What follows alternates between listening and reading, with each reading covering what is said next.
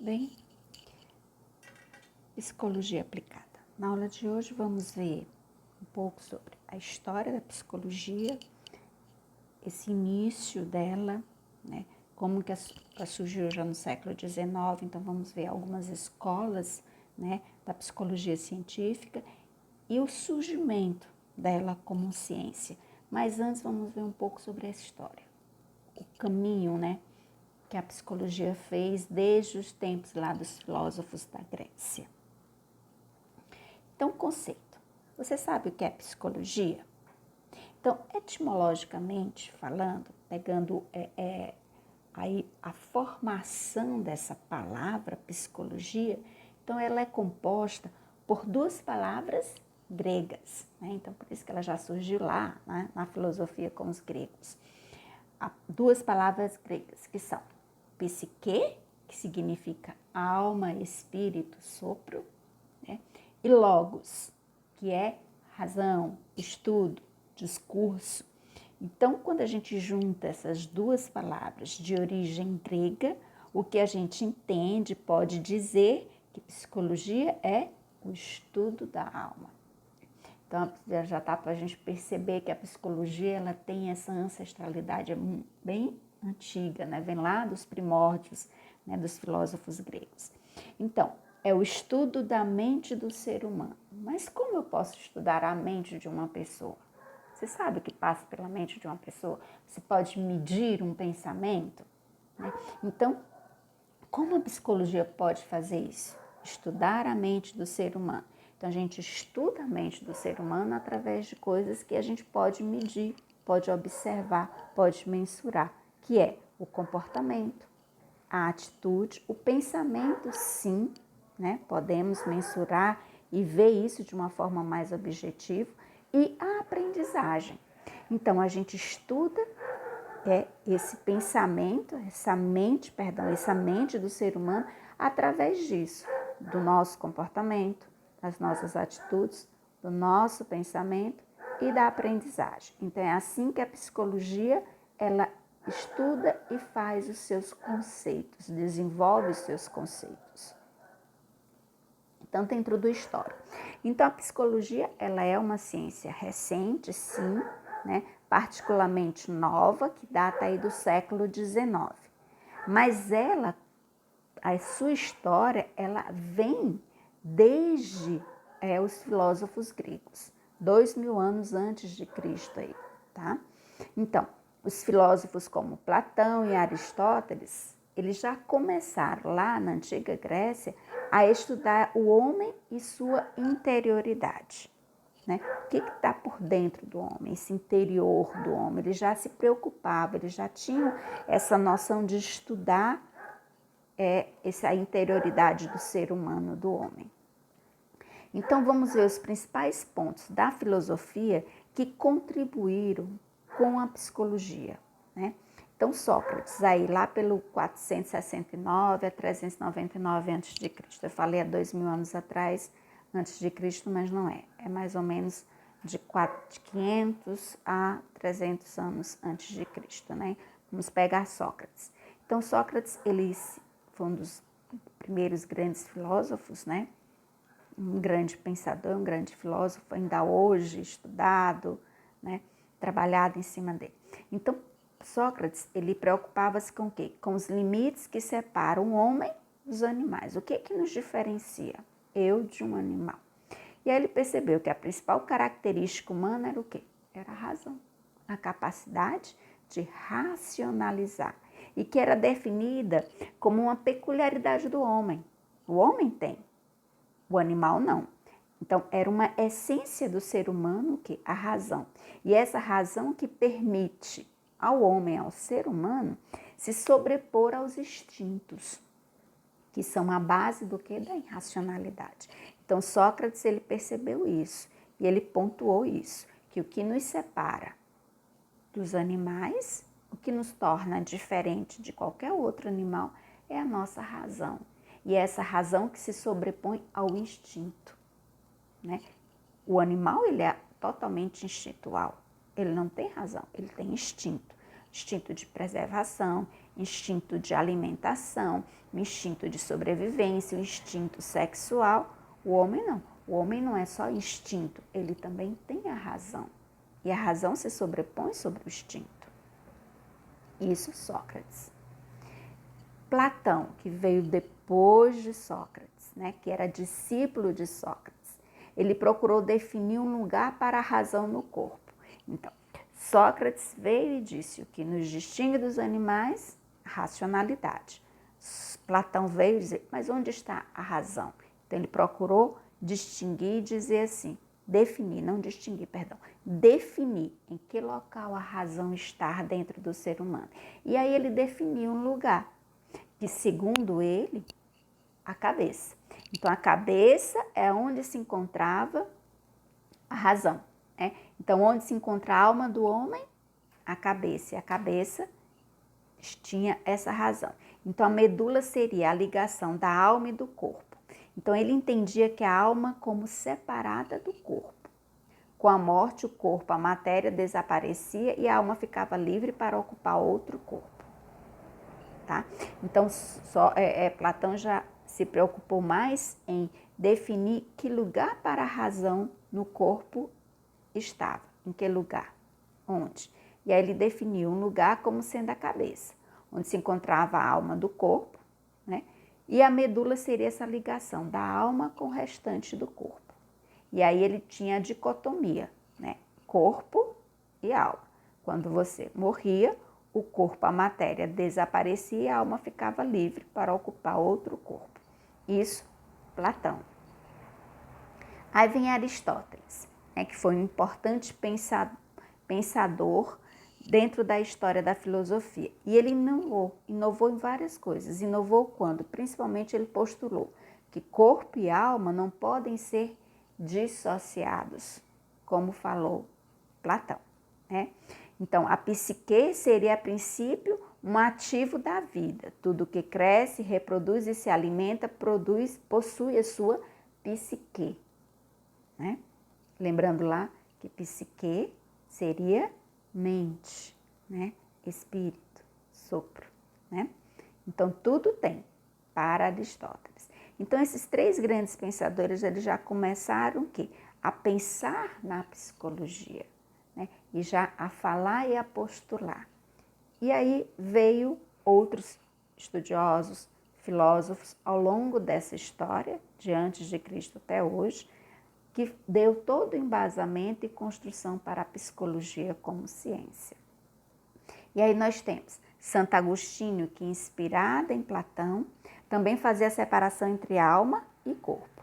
A alma era a sede da razão e comprovava uma manifestação divina do homem, que a alma era imortal, assim como Platão pensava, porque ligava o homem a Deus e também era a sede do pensamento. Então, a alma como a sede do quê? A razão do pensamento, né? São Tomás de Aquino foi um outro grande filósofo que também contribuiu muito para o início, para a psicologia como ciência, né? Então, São Tomás de Aquino viveu na época em que nascia o quê? O protestantismo, né? Que é a transição, onde também ocorreu a transição para o capitalismo, da Revolução Francesa e Revolução Industrial na Inglaterra. Então, teve toda a crise econômica que levou o quê? A sociedade a questionar todos os conhecimentos produzidos pela igreja. E aí São Tomás de Aquino ele veio para responder muitas coisas, né? Veio para postular muitas coisas. E ele trouxe muito de informações, de bases para a psicologia, né? Temos René Descartes, que contribuiu postulando que a separação entre mente e corpo, observando que o homem possui uma substância material e uma substância pensante. Então, sempre todos esses grandes filósofos, eles postularam em cima dessa separação entre mente e corpo, né? Que existe essa separação, mente e corpo. Existe mente e corpo. Um é separado, um é dissociado, o outro eles trabalham em conjunto, mas que existe isso daí. Não se separa, outros se separam, né? E aí, vários outros foram surgindo, foram pensando, e todo esse pensamento foi formulando até que chegou à construção da psicologia como ciência. E aí eu gostaria que você pensasse em uma máquina. Como é que uma máquina funciona, né? Um carro. O carro é uma máquina. Como é que um carro funciona? Então, o corpo sem espírito é máquina sem motor. Ele é morto. Então, esse dualismo que existiu e que durante todo esse tempo todo, ele permitiu o estudo do homem e possibilitou o quê? Um avanço da anatomia e da fisiologia, que contribuíram e muito com a psicologia, com o surgimento da psicologia. Então, toda essa dualidade mente-corpo, né? Ele contribuiu tanto no estudo, no desenvolvimento, no avanço da anatomia e da fisiologia, quanto também no surgimento da psicologia, na construção da psicologia como ciência. E ainda hoje, você vê, a gente ainda hoje tem um questionamento, mente e corpo, né? Que é o quinto questionamento básico que eu coloquei para vocês. Mente e corpo, né? Doenças psicossomáticas, que são? Existem? Então, ainda hoje a gente trabalha e se questiona essa dualidade, mente e corpo. Primeiras escolas em psicologia científica. Então, eu disse para vocês que a psicologia como ciência, ela surge no meado dos séculos XIX. A partir do momento em que ela se separa da filosofia e começa a postular em cima daqueles 5 critérios básicos para você se tornar uma ciência. Né?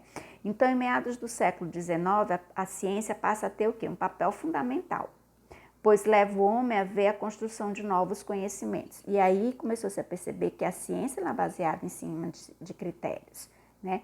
E aí temas que antes eram estudados pelos filósofos, eles passam a ser estudados também pela fisiologia e neurofisiologia.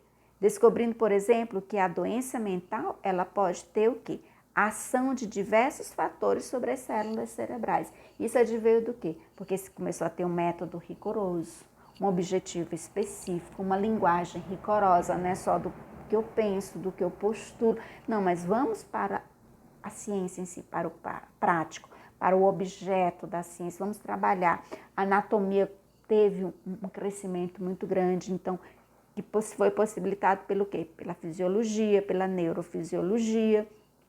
Né? Então, tudo isso fez com que começasse a se estudar e a se perceber que era preciso sair dessa postulação apenas do pensamento e da palavra, mas ir para uma coisa mais científica, um método, um objetivo, uma linguagem rigorosa, né?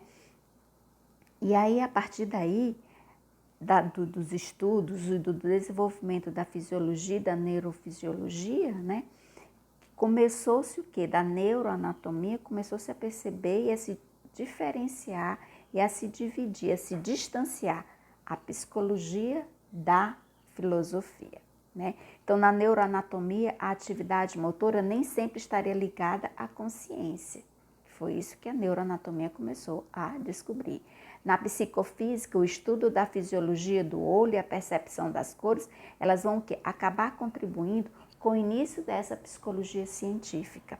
Porque a partir daí começa a se trabalhar e a perceber essa psicologia de uma forma mais científica. Então, as primeiras escolas da psicologia científica que surgiram no século XIX foram o funcionalismo, o estruturalismo e o associacionismo. Né?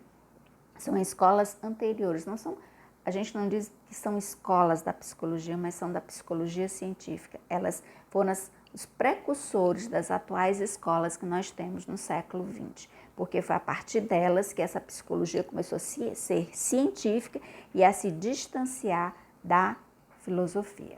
E aí nós temos o funcionalismo, cujo autor principal dessa escola é William James, que nasceu em 1842, morreu em 1910, e é considerada a primeira escola a se preocupar com o que fazem os homens, né? E por que fazem?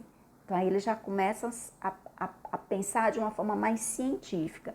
Então, segundo o autor, William James, a consciência é o centro de suas preocupações e busca a compreensão de seu funcionamento na medida em que a usa para adaptar-se ao meio. James, ele buscou entender os processos mentais, né, como atividades necessárias para os seres vivos, dotados de emoção, ação, conhecimento e razão, procurando explicar que a mente funciona de forma contínua, seletiva e capacita o homem a fazer escolhas. Então, ele começou a fazer experimentos científicos. Tá? Todas essas 3 escolas, elas surgiram a partir de experimentação científica. O estruturalismo, com Edward Titchener, né, ele se preocupou em conhecer a consciência, e todos eles estão trabalhando questões da consciência, né, porque vem do quê? Da neurociência, da neuroanatomia, que naquele momento estava sendo as grandes descobertas, os grandes estudos. Então, ele começou a conhecer a consciência nos seus aspectos estruturais, e aí, sistema nervoso central. Então, para quê? Para determinar a estrutura da mente, na tentativa de compreender os fenômenos mentais produzidos pelos estímulos ambientais. Então, o conhecimento de Titchener do estruturalismo, ele também era desenvolvido em laboratório e ele ficou conhecido como o pai da psicologia experimental. Tá? E vem um associacionismo com Thorndike, que formulou a primeira teoria da aprendizagem na psicologia. Então, a partir daí, desses estudos, o que a gente vai ver? Teorias da personalidade, cada escola vai formular a sua teoria da personalidade, como a personalidade se forma, teorias da aprendizagem, como o ser humano aprende. Então, a primeira a formular uma teoria da aprendizagem foi Thorndike, como associacionismo. Né? O que ele postulou? Que qualquer indivíduo, para aprender, ele precisa passar pelo processo de associar ideias ao seu conteúdo. Isto é, o que é? Que todo comportamento tende a ser repetido se não for castigado. O que denominou de lei do efeito. E que seria o organismo a associar situações a outras semelhantes. Né? Então, quando tem uma coisa que é semelhante, o organismo ele próprio se faz essa associação. Então, ele foi o primeiro a formular uma teoria da aprendizagem, que foi a lei do efeito. Né? O comportamento tende a ser repetido se não for castigado. Então, essa foi a primeira teoria da aprendizagem e a primeira lei, digamos assim, uma primeira descoberta que ele fez. Isso é verdade ou não? Então, outras escolas vão aprofundar isso daí e vão determinar outras variantes também. Mas ele foi o primeiro a formular uma teoria da aprendizagem e a falar sobre o que ele chamou de lei do efeito. Então, nós temos também, como eu disse para vocês, essas foram 3 escolas, né?